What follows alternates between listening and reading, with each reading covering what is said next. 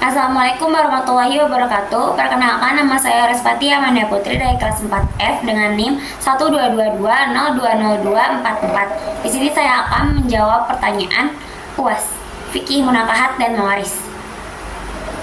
Pertanyaan nomor 1.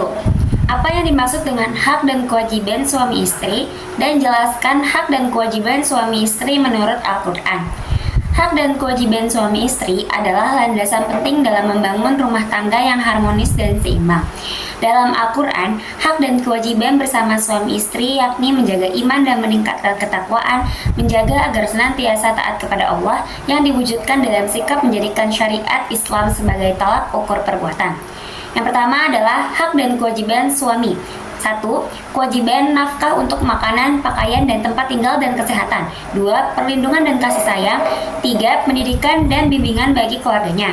Yang kedua yaitu hak dan kewajiban istri.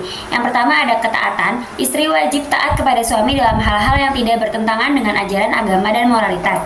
2. Pemeliharaan rumah tangga agar sejahtera. Dan 3. Dukungan emosional dan moral kepada suami. Selanjutnya ada hak dan kewajiban menurut Al-Quran.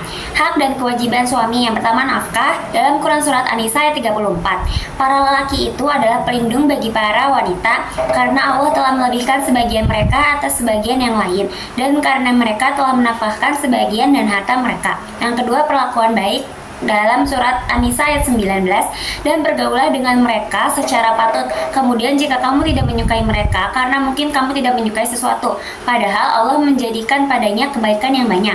Yang kedua ada hak dan kewajiban seorang istri. Yang pertama ketaatan dalam Quran Surat An-Nisa ayat 34. Kaum laki-laki itu adalah pemimpin bagi kaum wanita, oleh karena Allah telah melebihkan sebagian mereka atas sebagian yang lain, dan karena mereka telah menafkahkan sebagian dari harta mereka.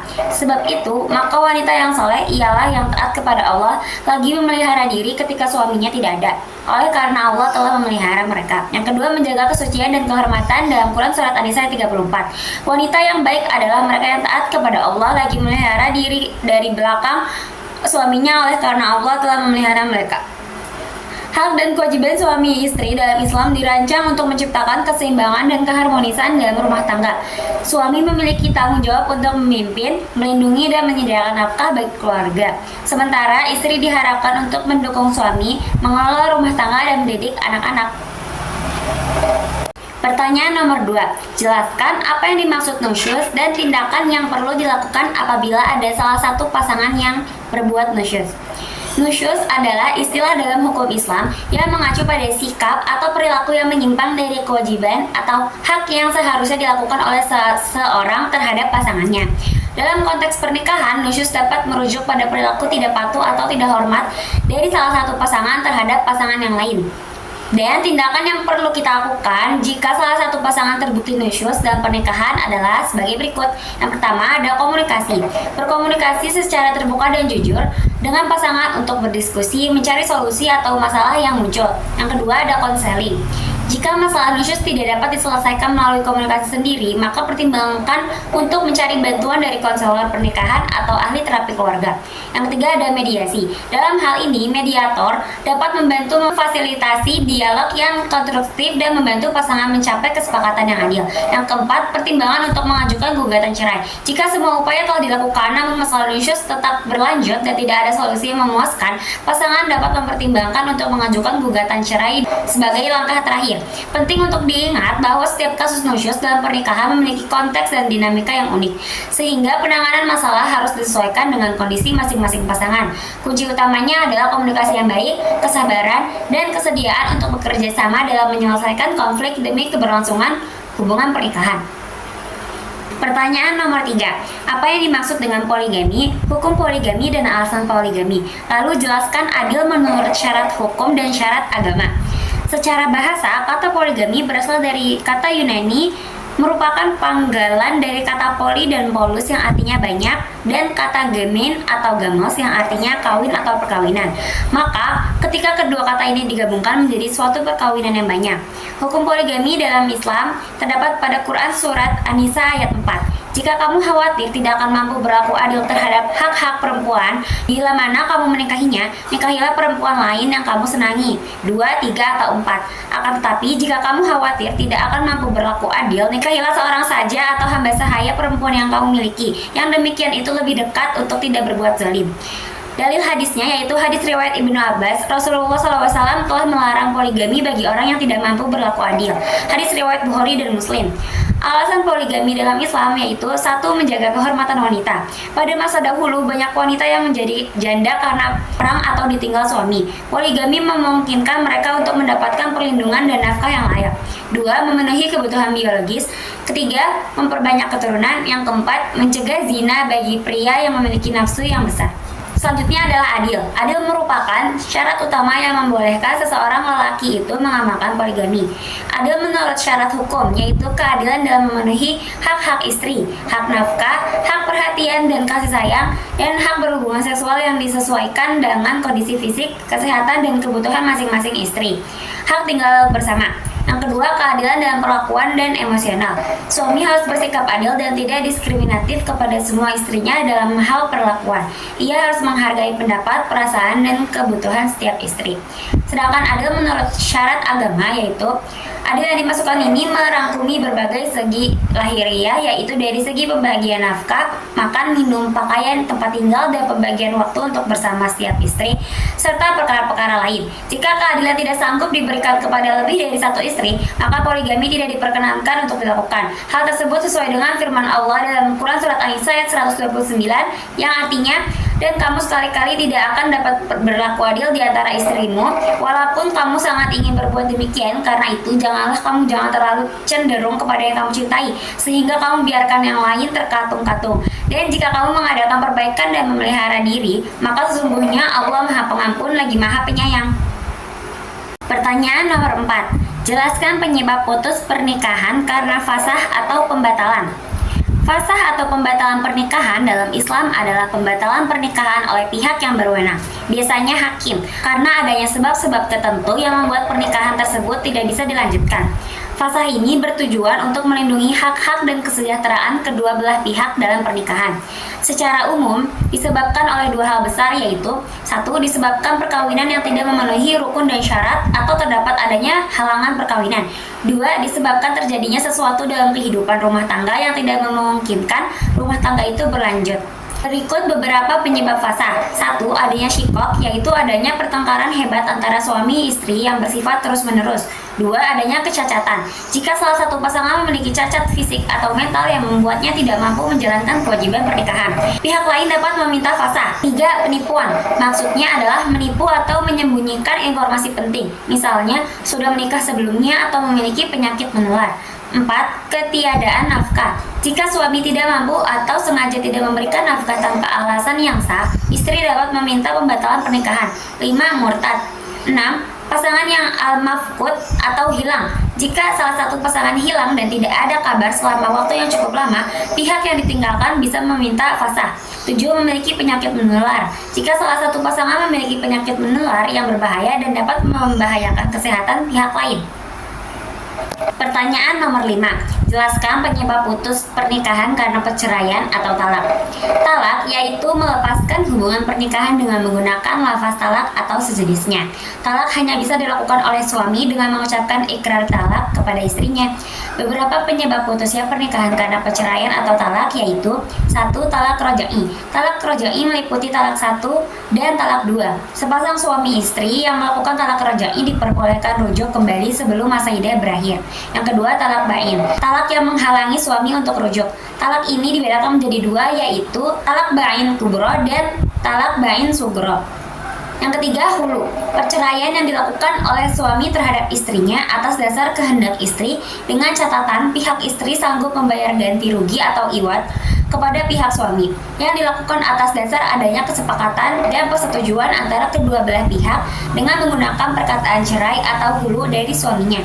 Yang keempat, fasah. Dilakukan oleh pengadilan agama karena adanya cacat hukum pada pernikahan, seperti pernikahan yang tidak sesuai dengan syariat Islam atau pernikahan yang dilakukan dengan paksaan. Yang kelima adalah i'la.